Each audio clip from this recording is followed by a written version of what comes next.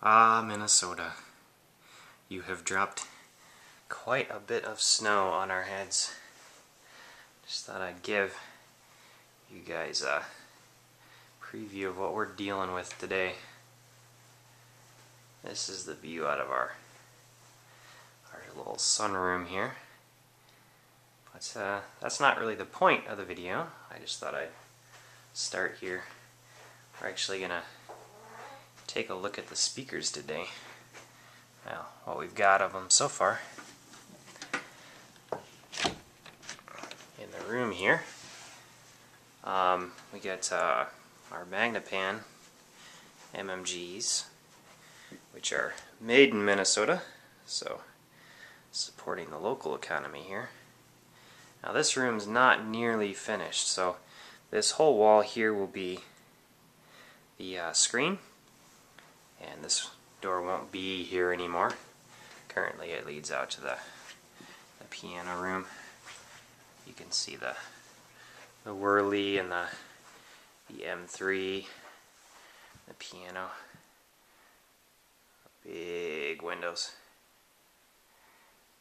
and the loft will be the office up there. We'll save that for another time. But in here we've got our projector and receiver set up. These won't be there when it's finished. They'll be behind that wall, and they'll shoot through a picture that's specifically designed to hide them behind it.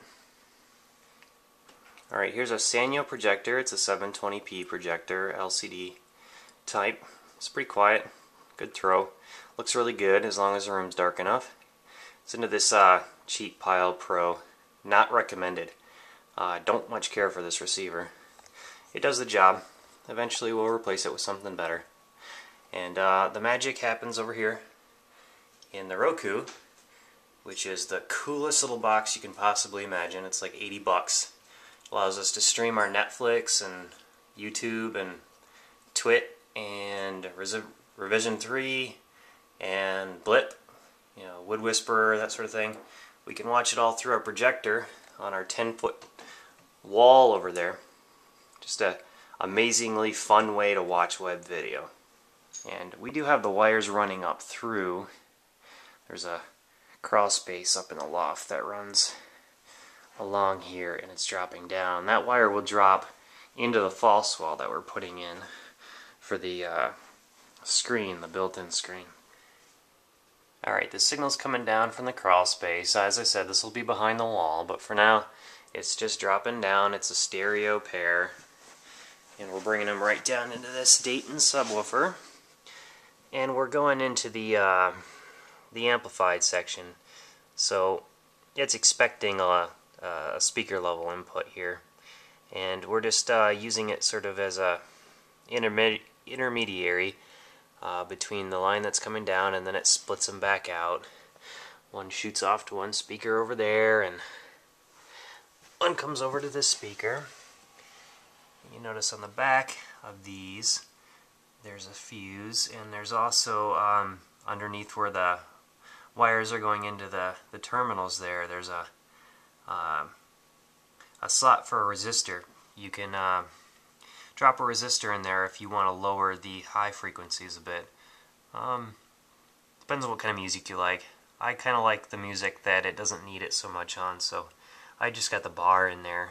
So it's no resistance, it just passes straight across. Pretty simple. But these are the speakers. We've got a Dayton sub paired with them.